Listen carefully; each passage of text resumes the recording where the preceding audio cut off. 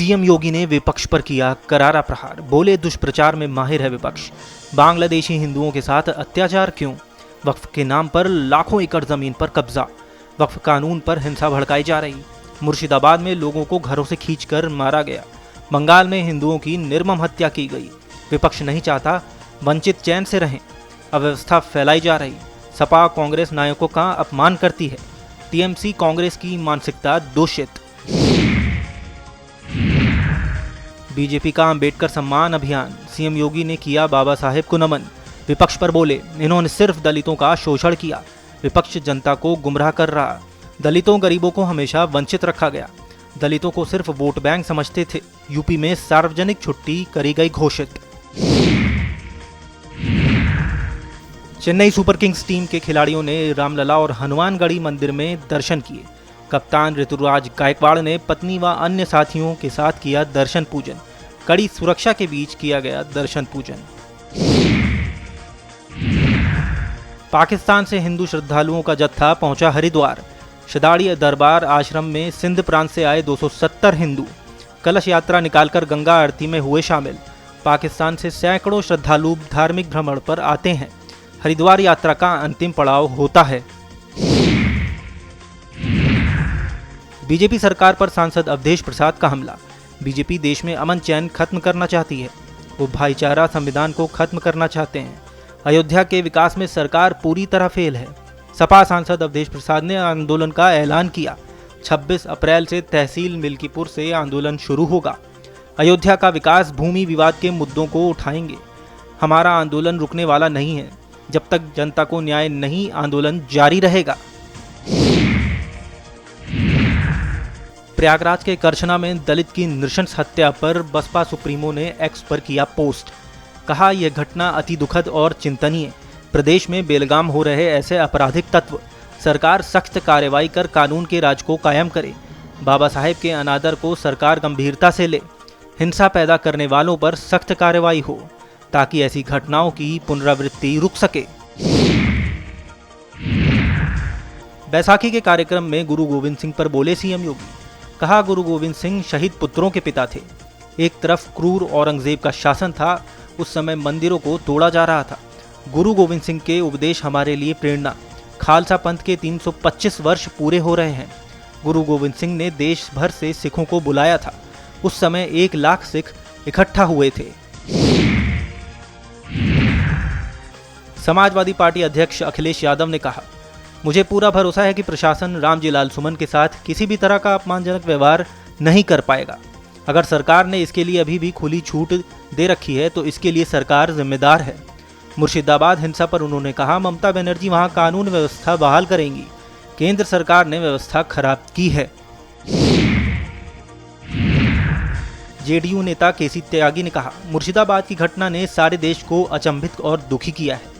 जिस तरह की घटना वहां की सड़कों पर हुई, निहत्थे लोगों को पीटा गया, गोली चलाई गई, लोग मारे गए, इससे पूरा देश स्तब्ध है। केंद्रीय बलों के बगैर वहां शांति हो पाएगी ऐसा अब मुश्किल लगता है। बंगाल में वक्फ एक्ट को लागू नहीं किया जाएगा, ये राज्य का अधिकार है, लेकिन उसकी आड़ में निहत्थे लोगों को मारना पीटना असंवैधानिक। उत्तर प्रदेश के उप मुख्यमंत्री ब्रजेश पाठक ने कहा, डॉक्टर भीमराव अंबेडकर जयंती से एक दिन पहले लखनऊ में मैराथन का आयोजन किया गया, जिसमें हजारों युवाओं और खिलाड़ियों ने हिस्सा लिया। मैं अंबेडकर जयंती से पहले बाबा साहेब अंबेडकर को श्रद्धांजलि देता हूं। प्रधानमंत्री नरेंद्र मोदी डॉक्टर BR अंबेडकर की विचारधारा के साथ देश को आगे ले जा रहे हैं। गरीबों का पक्का मकान, स्वच्छ पेयजल, स्वच्छता, मुफ्त इलाज और सभी को बहुत कुछ दे रहे हैं। आज हरियाणा जाएंगे पीएम मोदी। हिसार अयोध्या के बीच कमर्शियल फ्लाइट होगी शुरू। एयरपोर्ट के नए टर्मिनल भवन का शिलान्यास करेंगे पीएम।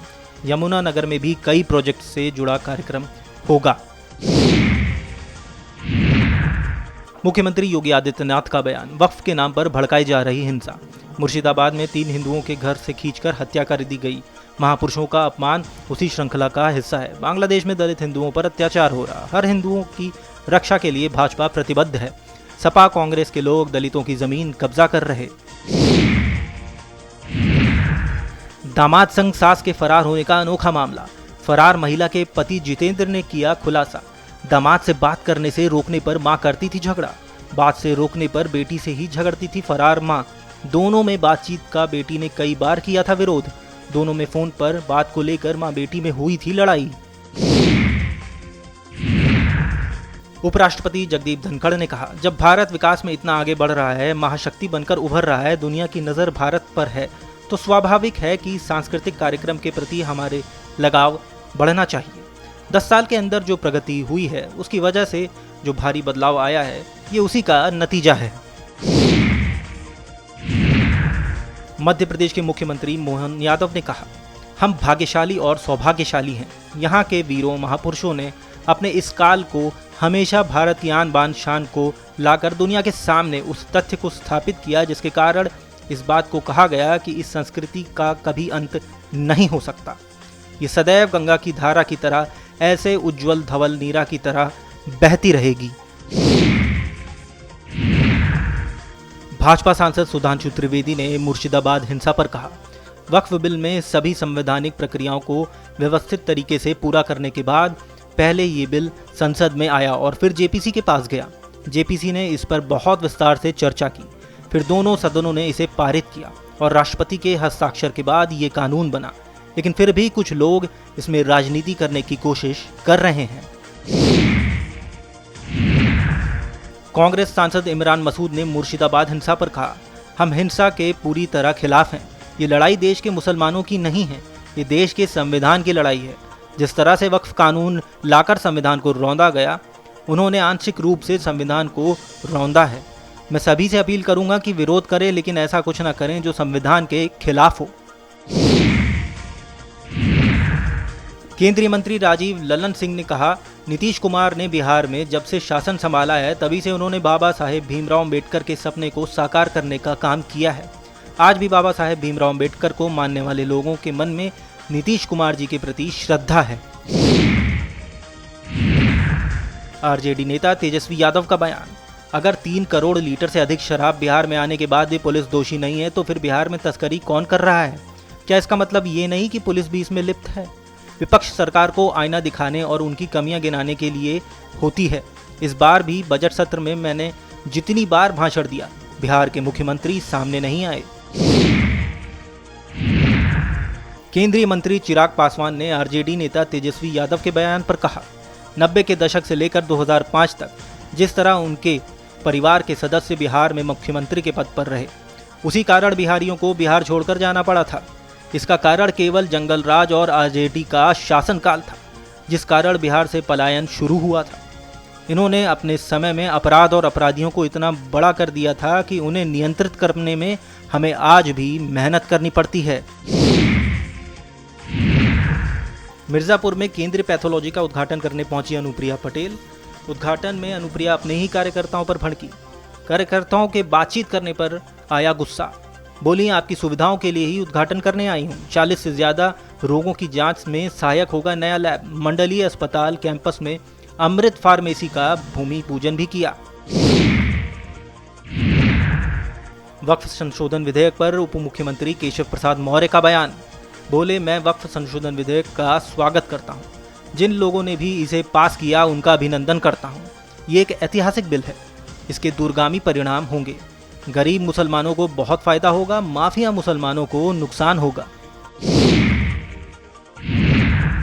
26/11 हमलों के आरोपी तहव्वुर राणा के भारत प्रत्यर्पण पर कांग्रेस नेता दिग्विजय सिंह ने कहा, तहव्वुर राणा 26/11 हमलों में शामिल था और उसका प्रत्यर्पण केवल इसलिए संभव हो सका क्योंकि यूपीए सरकार ने सही समय पर उसका नाम जांच में डाला और उसे अमेरिका में गिरफ्तार किया गया।